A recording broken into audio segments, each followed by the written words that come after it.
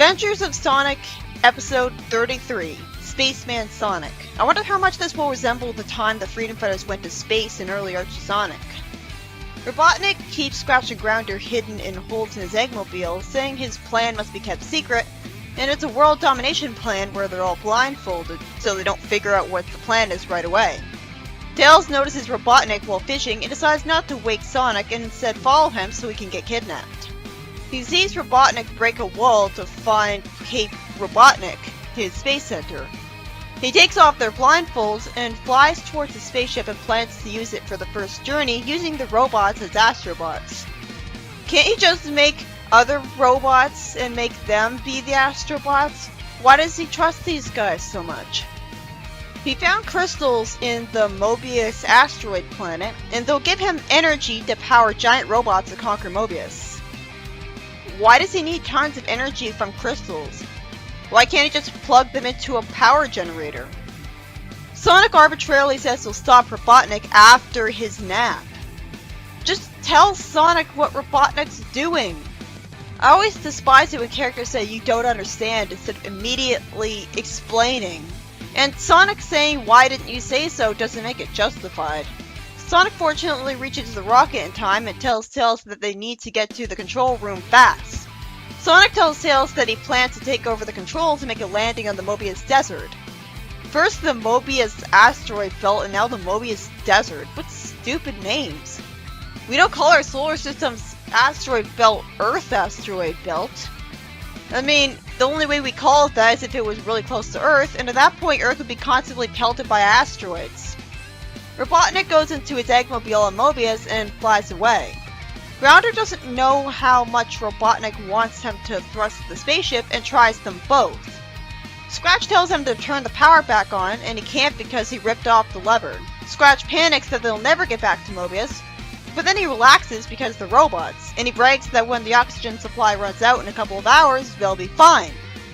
But they still won't be able to return to their lives as they know it though, so he should still be worried.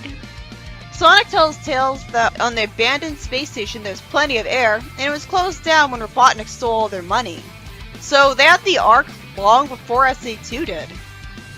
Scratch says they should let Robotnik find someone else to yell at. Nah, let him find someone else to yell at. I like that line.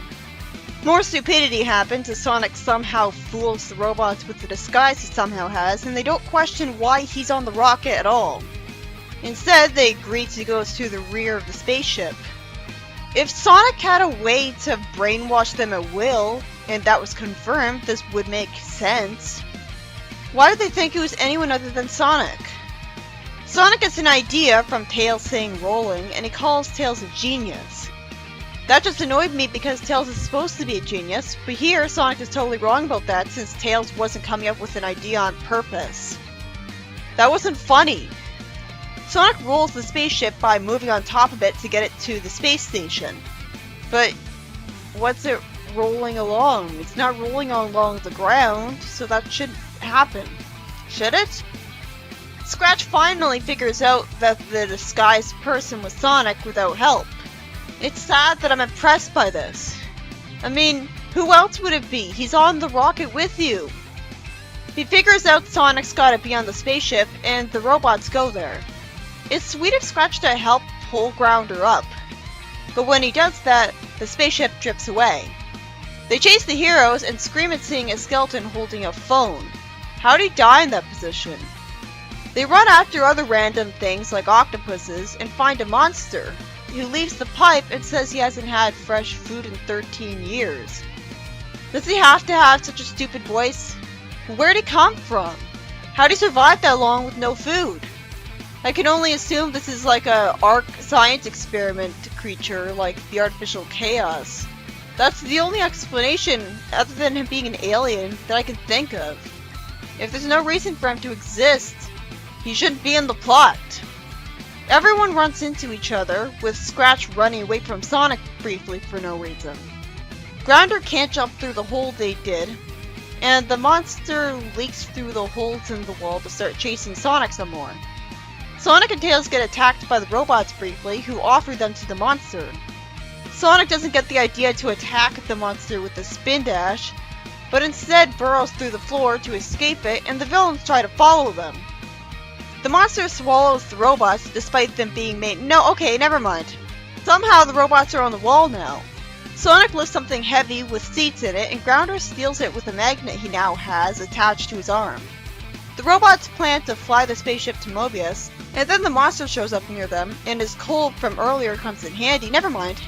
It doesn't decide not to eat Sonic as a thank you for keeping him from sneezing. Suppressing his sneeze won't make someone feel better, it'll do the opposite. Sonic and Tails escape the monster really easily and run away. This monster really came out of nowhere, and his horrible voice isn't fun to listen to. I guess the phone is programmed to be able to project Robotnik's head through it. Robotnik yells at the robots for being in the wrong place. Scratch tells Robotnik that he captured the only escape pod. Robotnik tells Grounder to activate Model 741 of his left palm to complete the procedure, and Grounder is forced to destroy the escape pod with a laser from his head. Scratch thinks something went wrong because he's trapped in the space station. Robotnik's being smart by trying to get rid of these robots. Oh, you can't do this! I like that he says they're running up his long-distance bill. But he shouldn't have a bill. He's Robotnik. The robots explode really easily. You could blink and you'd miss it. And Sonic says he'll have to find replacement parts to fix the escape pod. Why can't it be Tails who fixes the escape pod? At least Tails helps out by tightening stuff with the crowbar. And Sonic says nice job. Sonic tells the robots that Robotnik will think it'll cost less for him to rebuild the robots than make new ones. Is that supposed to be why he doesn't scrap them? Because he's cheap? He could just build better robots out of their parts. He doesn't have to resurrect them entirely. And he can just steal to get all the money he wants. Sonic finds a way to power the spaceship, and Coconuts warns Robotnik that someone's landing in the courtyard. At first I thought Robotnik wouldn't believe him at all and would punish him. But good, the writer was merciful. Sonic explains that he had promised the monster a parachute that he'd get to eat Robotnik once he landed on Mobius. If Sonic wants Robotnik dead, why doesn't he kill him already? And it's very irresponsible of him to bring this monster to Mobius. What happens to this guy in later episodes? More negative continuity. You'd think that Robotnik would take advantage of this monster and brainwash him to work for him. And you'd also think that Robotnik would be taken down from this by being eaten by the monster. But no consequences whatsoever. The Sonic Says message says to take care of yourself when you have a cold without telling you exactly how to do that, and other common sense stuff about colds that everyone would already know because everyone gets colds. This story was interesting, but the purple monster really came out of nowhere. Even if it was nice to have a villain other than the dumb robots making things less simplistic. Robotnik sent Scratch and Grounder into space to farm energy crystals for a robot army, but Tails warned Sonic about it instead of getting kidnapped, being useful for a change. And the spaceship ends up failing without Sonic's intervention because of Grounder's stupidity crashing it, so the rest of the episode is just dragging out them all getting back home. Again, why can't Robotnik just plug his robots into an electrical outlet to get energy that way? Or rob a power plant of its energy? Why would he need energy crystals that he somehow knows the location of and has it already stolen years ago by now? And why doesn't he have teleporter pods to get the people in the spaceship back home easier? Like, even in Sonic Adventure 2, like, Rouge could warp from a teleporter pad on Earth to the Ark. I don't need you anymore.